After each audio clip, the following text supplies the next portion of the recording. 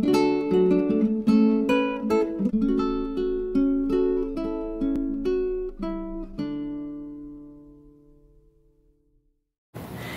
everybody, and welcome to our fabric wreath craft tutorial. Today we're going to learn how to make a beautiful fabric wreath with just a few simple items.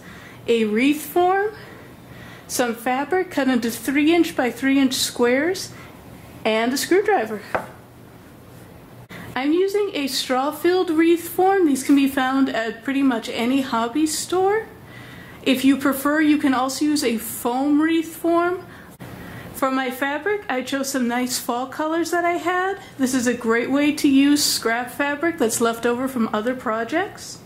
For this wreath, it's a 10" circle, so I'm going to use about 2 to 2.5 yards of fabric total. If you choose to use a smaller wreath size, say an 8", you'll use a little bit less fabric.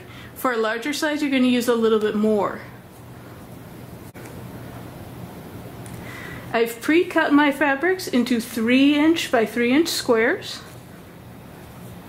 If you are using a larger size wreath, say approximately a 14" or larger, you may want to make your fabric squares an inch larger, 4 by 4, so you won't need quite as many to fill the wreath.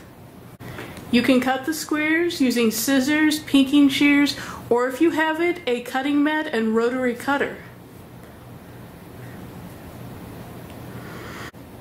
As you can see, these fabrics also have very small patterns, if any.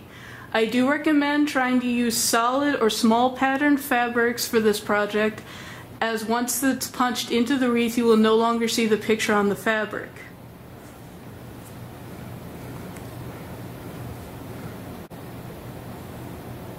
Okay. Now that we have everything cut and ready to go, let's get started. I'm going to start with just one little square here and using my screwdriver. You can use any screwdriver for this. I'm going to use this slightly smaller one as my wreath is not very big. And I'm just going to put the tip of the screwdriver into the center of the square and just wrap the fabric around just like so. And then I'm going to push it into the wreath form just like that.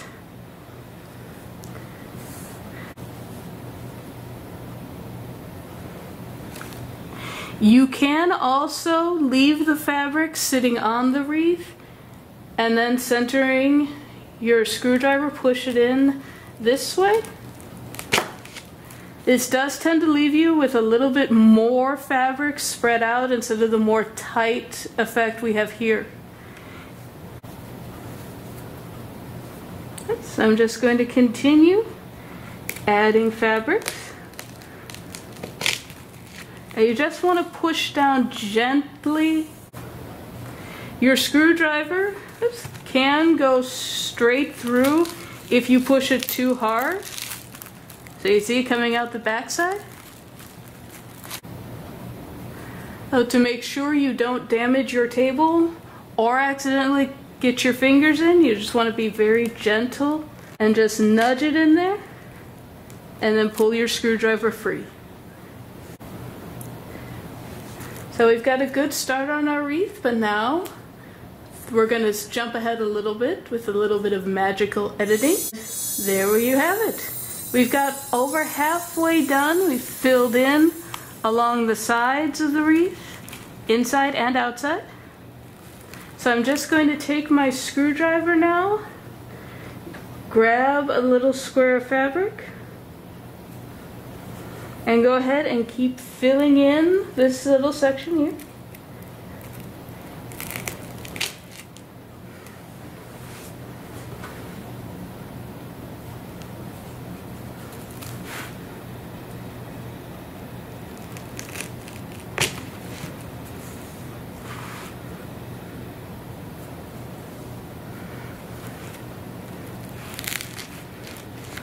You can see, as I mentioned earlier, you're not really seeing the patterns of the fabric so much, just the colors coming together.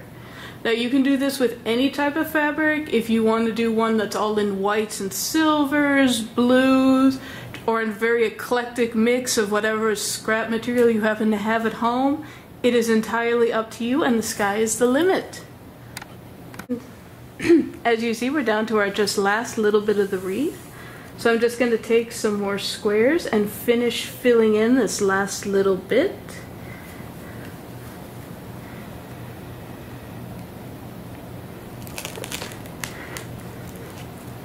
Just anywhere that I see a little bit of a hole.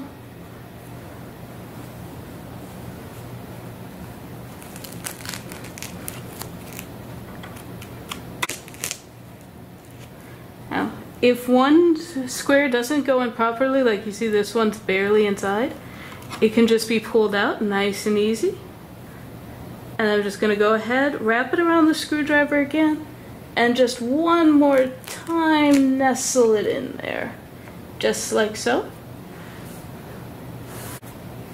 One of the nice things too about the fabric is now that we're getting close to the very end of the wreath and I'm only filling in this last part here, I can hold it up on its side without having to worry about crushing any flowers or ornamentation, because the fabric will just bounce back. Okay, so I've put the last pieces of fabric into the wreath, and I'm just going to take a quick look at it from the front, the back, and just along the sides to see if it looks pretty full, if there's anything I want to add to it. Overall, I'm really happy with the way this one turned out, but that does leave the question of how am I going to hang it on the wall. The easiest way is to just let the center of the wreath sit over the hook or nail, but I'm going to show you a quick and easy trick to create your own wreath hanger out of just an ordinary paper clip. You'll want to start by taking your paper clip and unwinding it so it forms just one long piece of metal.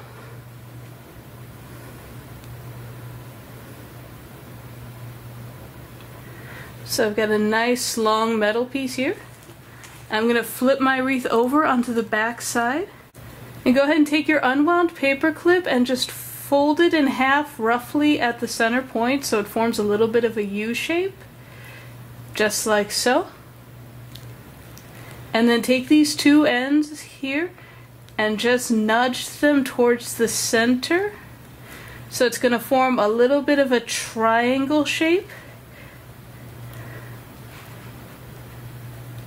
Okay, so you see I've got a rough triangle and the two ends are kind of overlapping each other.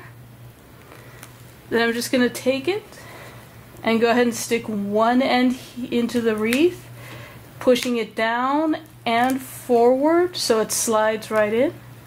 I'm going to do the same on the other, just stick it straight in, down and forward, and there you go. You've got your own neat little wreath hanger. You can go ahead and display your creation anywhere you like in your home. This is a great project that uses up lots of scrap fabric and is very versatile to create in your favorite patterns or colors. I can't wait to see everybody's own creations, and I hope you'll share photos with us in the comment sections on this video. Don't forget to stay tuned to the library's social media and website for more upcoming amazing programs. We've got a lot of great stuff planned coming up, including story times, tutorials, crafts, and more. See you next time!